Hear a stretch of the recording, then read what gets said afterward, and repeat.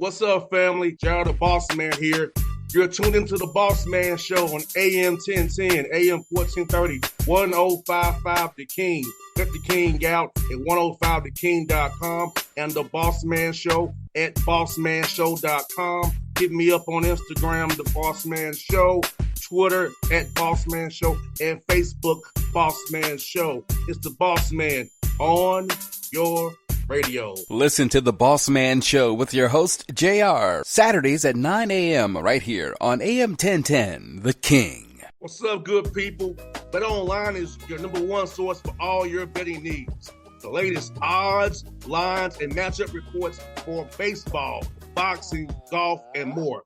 BetOnline continues to be the fastest and easiest way to place your wagers, including live betting and your favorite casino and card games available to play right from your phone.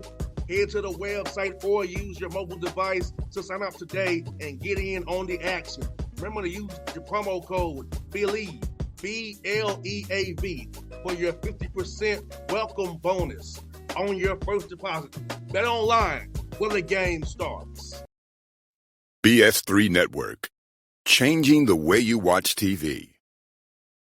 Yes, BS3 Network, changing the way you watch TV, covering content and hot topics from A to Z, sports, music, society and culture, movie reviews, you name it, we have it.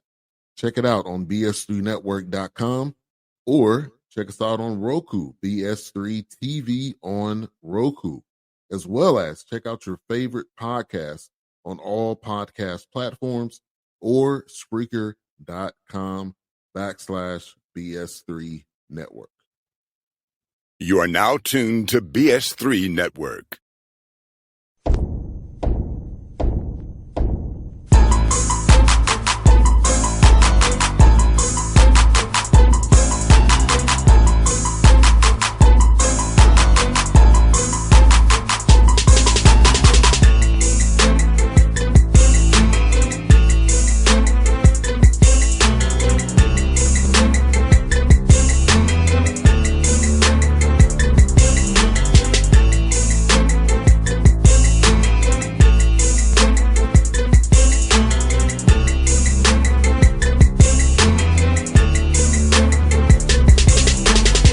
Folks, back on the Bossman Show, friend of the show. I go set off there. He's been on the show when he was in Tennessee.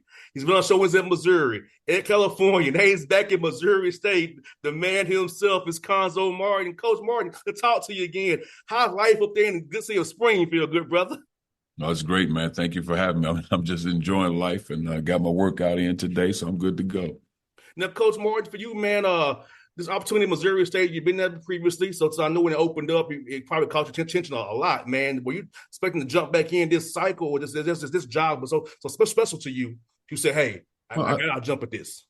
I just think really, having 2 years out to really reflect, rejuvenate, and more than anything, to be rejoiced, to have the opportunity to do that, to be with my family, to spend quality time, because oftentimes in what we do in this profession, we could be present in family situations, but not present, because you got the cell phones, you got so much stuff going on. So you consume with everything and building your program, maintaining success and dealing with your student athletes. But that time off was great for me. So now when this opportunity came around, I just feel like it was a great one. One, because I've been here before. I'm familiar with the people. I'm familiar with the landscape. It's in proximity to where I was born and raised in St. Louis, Missouri, but I grew up on the east side in Illinois. So I just thought everything lined up properly. I had a great relationship with the athletic director who just, took another job. So, but I've been through that before too, man. But it's just a part of the business, and I'm happy to be back here. No doubt, Coach Martin. For you, while you was out, Coach Martin, how much basketball did you watch to try to maybe learn some more basketball, look at some European ball, look at the NBA, kind of pick up some schemes here that you may want to implement now this time around? Because I know when you're out of the game, you have time to think about the game and look at the game, evaluate the game. So how did you kind of do that basketball-wise? Good question. Well, when you're in it, I watch a lot of film. I would watch, say, for example, we play a team on Tuesday. In the prep for the game on Saturday, I probably watch at least 3 pieces of game film outside of clips of individual players. So I watched a lot of film. In the summertime, in the spring and summertime, you try to watch some NBA teams and international teams as much as you can, but you not really consumed with it because your focus is your team. You want to grow. You go to camps and clinics. You study a lot of different things, but not at the level you would like. So having the time out to really watch a lot of NBA games and study games, and I didn't watch every team. So if I watched a game, I watched for entertainment. But there's probably 4 or 5 teams that I watched to study because they resembled, college teams and how they played, how they shared the ball, how they moved the ball, their structured team, how they defended, and their transition offense to flow. Even though they had star players, they played like a college atmosphere, not so much one-on-one play. So I studied that, and then I talked to quite a few guys that would, whether with G League teams or NBA teams, and studying. And I watched college basketball just from entertainment standpoint, but more teams that I wanted to watch and study. And they could have been mid-major programs, high major, low major. So it didn't matter just how they played the game and try to implement some of the things there. Yeah, so watched a lot of ball, but it was at my pace. And some days I would go 3 straight hours. I mean, I'd go 2 days not watching all. So I just was constantly taking notes and preparing myself to be better just in case. Now, Coach Martin, you're better than me, man.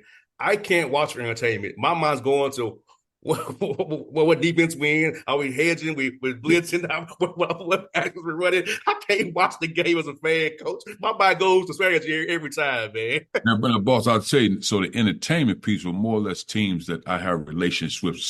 It could have been a head coach or an assistant coach. So I watch from that standpoint. I go see their teams play, or when I did some consulting for teams and programs, I would watch those teams. But I'm just not turning the TV on, just watching. Now, I will say this: out of all the conferences around the country, the league that I watched the most for whatever reason was the Big East. I enjoyed the Big East play because I thought it was old school physical from a Big Ten standpoint back in those days when I played. I thought the refs, I'm talking about they let those guys play. I thought that all of them, for the most part, played hard. They played tough. They defended. They rebounded. It was a physical brand, man. So I enjoy watching Big East basketball. No doubt, Coach. You know what I love about the finals right now is watching my old buddy Al Horford, even Xavier Tillman. They're surviving the switch. If we're switching 1 through 5, they have a 5-minute they can survive that switch, man. And watching two guys I know very well, Xavier Tillman and Al Horford, survive those switches, man, with Luka Doncic and Kyrie Irving, man. So impressive with bigs that move their feet and survive. Actually contest the shot the right way and force them to do it fadeaway or not the shot they want. It's beautiful to watch, Coach. I think when you're talking about those two teams, and I'm going to go with Boston specifically, they have a togetherness and they're built to win. And anytime you have an all-league guy like Al Horford who's committed to whatever it takes to win basketball games, whether you bring him in as a starter or come off the bench, however you want to do it, he's accepted that role. And a guy of that magnitude has embraced that role. Then you have a Jaylen Brown, Jason Tatum, 2 talented guys, man. But if you're able to switch with big guys on those skilled players, man, it just goes to show you the willingness to win and do whatever it takes to win basketball games. You got to become selfless, and you got to embrace whatever role in order for our team to be successful. And I think both teams exemplify that. But when you're talking about those 2 big guys specifically, it's phenomenal to watch. It's good to watch guys who can either defend up or defend down that down position and still be effective. And I think that's what young men in your program should want to strive to be. I can guard up or down my position and survive switches and be switchable on anything, flexible, so you can play them multiple minutes because they can do multiple things for you. So I think these two teams are good for your teams doing workouts to show like, hey, you want to play a lot and do it's effective. Watch these guys right here. Well, I think when you're talking a game, when you talk in terms of teams that are built to win championships, and these 2 teams are right there, they have the togetherness. I think the other part you have to have is a competitive spirit. And I think somebody has to win the game. So, and I think somewhere that's lost in the youth game, not to say anybody lacks talent, nobody's not coaching it. When you play a lot of games and you win a lot of games, you play in a whole weekend, you take for granted what it means to actually win the game. And then what it means, I think we have to be better as coaches. And you see these 2 teams, what it means to play hard. And I don't want to bring up any names in these championship games, but some guys don't play hard. They don't play hard. I don't care what the level stats, how much money you make, but they don't play hard consistently. Yes, and it shows sometimes. And I think the leadership piece, and I think both teams exude leadership, and we can be great leaders, whether we're vocal or communicate behind the scenes. You can do that. Then you have to have the emotional intelligence, man, in these type of atmospheres. They're hostile environments. You can't get so consumed with how the game is being officiated. You got to play the game, and then skill is skill. And you look at when you're talking about Jason Tatum, Jaylen Brown, Luka, Kyrie Irving. You're talking about some of the best talents in the world. I mean, right now, you're talking, if you say top 15 guys in the world, that's 4 of them right there. Oh, yes. No doubt, Coach Martin. For you, man, Coach Martin, you've had a knack for building programs the right way, getting guys to play the right way. Talk about that piece about yourself, coming to a new program, setting the standard, setting the culture, getting guys to buy in and be together and get them to want to play the right way for their brother and be connected on and off the court and follow the game and discipline the right way and just do things right all the time. Well, I think one, there has to be a level of commitment and sacrifice. And I go back to many times, everybody says the word sacrifice, and we know the definition of sacrifice. But I'll often say if you've never felt a great loss or given up anything from a great standpoint, then you've never really sacrificed anything. And I think in order to become a great team, there has to be a level of sacrifice because everybody, coming to this level, you played somewhere. Everybody's good at this level. So what do I need to do to be successful within this team? And I try to get that to guys understand that. I show it in a lot of different ways, the commitment, the accountability, just the sacrifice of being on time every day. Can you consistently be on time every day? But also, I try to instill in these guys, are you blessed with this opportunity? Because oftentimes we take things for granted. Are you blessed with this opportunity? I'll give you an example. I went and I try to train with our guys, our players. Now, again, I can't train at that level, so I'm not saying that. But a couple of our guys, they went, one of our players and one of our student managers, we went to, graduate assistant. We went run the football stadium stairs this morning. Again, I'm not doing it at the level they are, but as we were walking over there, it's 85 degrees of sun shining, beautiful campus. You got trees and lights.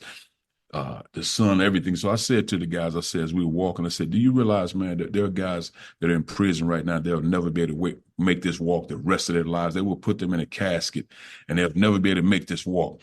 I said, so to be able to enjoy this walk and the sun is shining, you can see the campus, you can hear the birds, construction going on campus, which is a great thing. So be blessed for this opportunity. Don't take this for granted. And I said, but I also say to him, at some point, you will become a pillar in your community. So what does that mean? Will you be a great man, husband, father, teacher, and leader? All you're doing, if all you consume with is just a basketball game, then, man, you're a shell of yourself in life. I mean, so you want more out of life. So, man, strive to be more. So I instill all those things, really. So when we get to the court, they understand the impact. So if you're an NBA player, great. But if not, that doesn't mean your life is ended. You just get started. And so that's what we try to talk about more than anything, the accountability of what it means to be a man and be a successful student athlete and doing things the right way and working as hard as you can work and just let the chips fall where they may. And Coach Moore, you said a word there, but that's something my dad always told me. He said, even though you didn't go pro, son, your radio shows impacting people still. And, yes. And my dad put that in my head some years ago because I was down for a while. I'm doing radio because I wanted to stay around the game, right? I really wanted to play, but it didn't work out for me, right? But my dad said, understand something, son. When you have coaches on your show, players on your show, you're impacting them and their families and other people who hear their story. So when my dad put that on me, Coach, it changed my vision about this show where I'm doing it to impact others. And people hear you say today, Coach Martin, they'll hear that and it'll hit somebody. We're trying to like 1, 2, 3, 4, 5. If you hit somebody, we make a difference today on this show.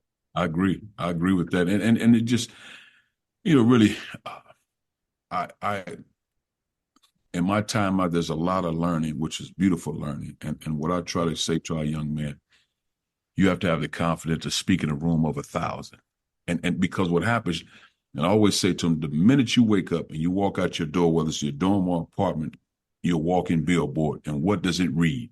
Just like you see those billboards on the highway, they reading you every day. So it's how you move. And you hear the quotes and sayings all the time, how you do anything is how you do everything. For the most part, that is correct. And I just think for us, and I tell these guys, society will always judge you. Society will always judge you. So why don't you show them what a kingdom man looks like? Show them what integrity and character looks like. Show them what accountability looks like. But also show them a man when storms hit. You deal with the storms, you embrace the storms, and you navigate through them. That's part of life. Every story is not always success from start to finish. We all go through something in life, and it's just how we handle it. And you got to wear pain, you got to wear disappointment, and you got to wear hard times with a smile. And I try to do the best of my abilities. And Coach Morton, for you, man, is this summertime, man, being year one, workouts, is it more team-oriented things or more of player development? Because I know you want to put stuff in, but so how do you kind of balance the final out these 4 hours you have every week? Oh, we do it all. We do so what we do first 2 weeks is it's a lot of getting to know each other. So we work out. So what we do is in our first 2 weeks we go Monday, Tuesday, Wednesday, Thursday, Friday on the floor, about 40 minutes on around. And then we do 4 days a week in the weight room. But on the floor, we try to mix up half and half. Half the guys in the weight room, half on the court, then we flip-flop them. And it's really a lot of skill development because in my mind, it doesn't matter if you're 5'10" on the team or 6'10". We're trying to treat dribbling, passing, and shooting, ball handling, passing to the left hand, passing to the right hand, bounce pass, all the fundamentals that we used to be taught for years. So we do a lot, and I've always done that. So it's a lot of fundamental, a lot of skill work. Not so much as up and down. I'm not trying to check your condition in the first 2 weeks because you should be in peak performance this time of year anyway. So we'll grow into that. So now this is week 3. So in week 3, we'll start implementing more team things on both sides of the basketball. And we have 7 weeks here at school because normally NCAA gives you 8 weeks, but we'll have 7 here because we give about 5 days off during the 4th of July to get home, be with your family, have a good time. Now, again, in my previous years, I wouldn't have done that just thinking you got to work.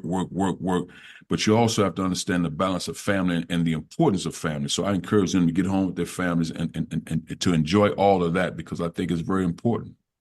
No, Coach Martin, let me ask you this, man. Since you said you're getting back into it, it's now changed with NIL and the portal, which I call kind of speed dating now. So how do you go about vetting a young man and so fast, kind of know he was about the right things, about the right values that you want to have in the program, that he's about the team and not just me or want a little bit of change in his pocket? Well, I love these times. First and foremost, I love to see young men and women to be able to gain financial wealth and financial security. Now, everybody's numbers are different, but I love that part. The one thing, when it first came, I was on the NCAA oversight committee amongst other people. So about 5 years ago, when they first started talking about it, it was transfer portal, one-time transfer. Then it was name, image, and likeness. We didn't think they were coming out at the same time, but all of a sudden they both hit like boom, like a grenade just hit. And I don't think any of us were prepared to deal with it. And we're still working toward dealing with it. I mean, we're still learning as we go today. But to see student athletes get money, I think that's great. I wish there were better ways that we can get money, meaning like, say for example, every student athlete gets $500,000 to $1 million, whatever price you name, great, get it. But I wish there was a way, if you stay at that school for 4 years, then there's a bonus of, if you're Power 5, there's a bonus of $500,000 check if you graduate from that school. You finish in 4 years. And if you transfer somewhere, you still get the same thing. But if you stay there all 4 years, that $500,000 bonus check. But if you graduate from any school, say there's a $250,000 bonus check because you're really working towards something. It's hard to do. I think a lot of times the average fan, what I mean average, not shortchanging the fan, so I don't want to say average like that, but I mean fan that doesn't play the sport. I don't know if they realize the student athletes go to the same classrooms that the regular students go to. Correct. So can you imagine 4+ hours a day working on your skill, really pretty much year round, working on the skill in your craft to get better? That's 4+ hours within the team. Now, we both know in order to be great, there got to be 2 extra hours on your own to get skill. So that's all year round for 4 years to be great. And I still have to go to class and be a successful student athlete. Man, you really working a job. So I said years ago, why don't we give student athletes 3 credit hours every semester for playing a sport? Because I should be able to have an educational degree when I finish playing the sport because this is my craft. I can go teach. I can be a gym teacher at least in this craft. I shouldn't have to go when I'm done playing, now go get an educational certificate. This is my education. So I think we have to rethink things from an educational standpoint at the university and say, man, what's really the impact of getting this degree when you play in a sport? Because this is my job. I can teach this now. Not many can teach. I'm certified to teach. I've done it 4+ years. So I think, man, I'm happy to get money. I just think that I do struggle with young men and women having an opportunity to transfer every year. Not because that's not their right. I'm not talking about that. I'm talking in terms of when I came out of East St. Louis as a young man, when I went to play for Gene Cady, who was a tough, hard-nosed coach. Everybody say tough, hard-nosed, but he wasn't. He was really a teddy bear, great mind. My high school coach is tough, hard-nosed, but laid back. So I wasn't sure when people meant tough, hard-nosed, what that meant because I grew up around toughness, accountability, and all those things. But if I would have left Coach Cady after the first year when I wasn't playing the first 10 games and transferred, then went somewhere else and transferred, where do I grow? So every time the rain hits, every time it started storming, I started running. I never had an umbrella to embrace it, take the rain, and keep going. Now, again, this is the culture we live in. So what I'm saying, kids aren't afraid and scared because they transfer. So I'm not saying I don't want anybody, no, I'm not saying that. But what I am saying is, man, if the situation there is good, you growing and getting better, why go somewhere else? Because what we don't talk about in the transfer portal, the thousands of young men and women that are left out because they decide to transfer. And sometimes coaches remove them and they have no options. So we're not talking about that piece. So I think we have to be better because as parents all around the country, parents, coaches, the NCAA, we need to sit down and say, okay, I don't have you one-time transfer. That's not what I'm complaining about, meaning me, Cuonzo Martin. What I'm saying, for that young man that grew up in East St. Louis, that was me at 18 years old that left to Purdue, if I would have transferred it, because it was hard for me with Coach Katie in my first year, and I wasn't playing a lot that first semester, no telling where I would be right now. But because I stayed the course and stayed in the fight, it's one of the reasons why I sit here today.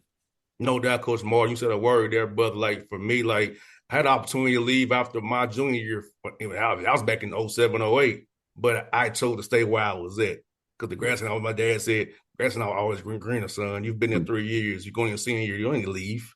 And so I stayed right where I was. I think if I had a father like I had to guide me, and somebody I could always depend on and trust. Come on Father's Day here, my dad always led me in the right direction. I can give him that much credit. He always gave me the right word what to do when something popped up in my life.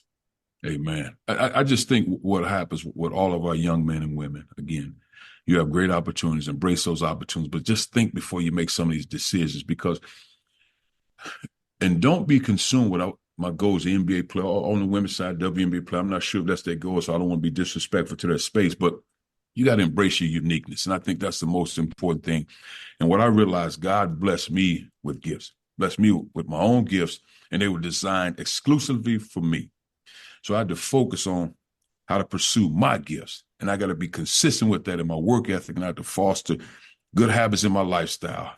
I got to continue to learn how to love and love differently, because sometimes what we struggle with as young men, when we go away from home, we learn a different form of love, which is that hard discipline.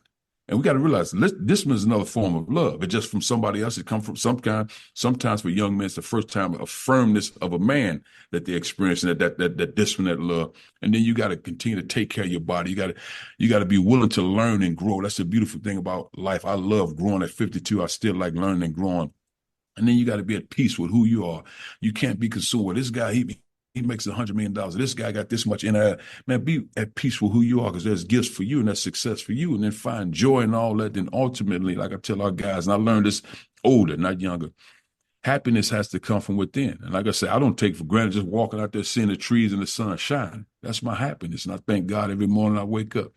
No doubt. Last one for you, Coach Martin. This man, exciting for me that you all even going to Conference USA with Kennesaw State, Middle Tennessee, and Western Kentucky. One more year in the Missouri Valley. Tell me about how excited you for that move in 2025, July 1st, and enjoying it last year in the Valley.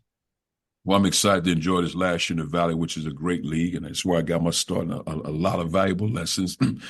A lot of wonderful experience. I'm excited to finish the last year in the Valley, and I'm excited to move forward to the Conference USA, which is a great teams there too. And then sometimes change is good. I'm looking forward to that change, but right now we're gonna fight to try to win this Missouri Valley Conference championship first. No doubt. Well, Coach, I'll see you probably at Belmont. Rick knows I always come to Belmont at least, and I'll probably see you at Evansville too as well. So I'll definitely be cheering for you, man, because you always been good to me in the show, Coach Martin. So I'm always in your corner, brother. Bossman, thank you, man. Have a great day. Thank you, Coach. BS3 Network, changing the way you watch TV.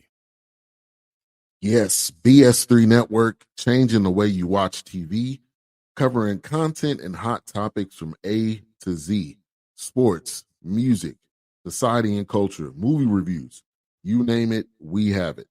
Check it out on bs3network.com or check us out on Roku, BS3 TV on Roku, as well as check out your favorite podcast on all podcast platforms or Spreaker.com/BS3 Network. You are now tuned to BS3 Network. What's up, good people?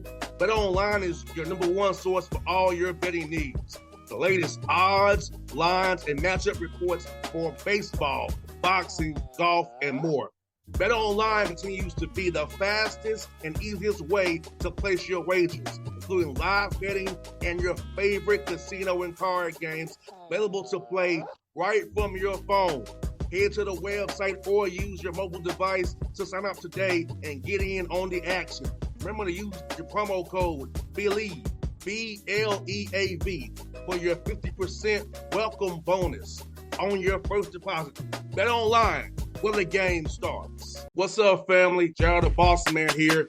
You're tuned into the Bossman Show on AM 1010, AM 1430, 1055 The King. Check The King out at 105theking.com and the Bossman Show at bossmanshow.com. Hit me up on Instagram, The Bossman Show, Twitter at Bossman Show, and Facebook, Bossman Show. It's the Bossman on your radio. Listen to The Bossman Show with your host, JR, Saturdays at 9 a.m. right here on AM 1010, The King.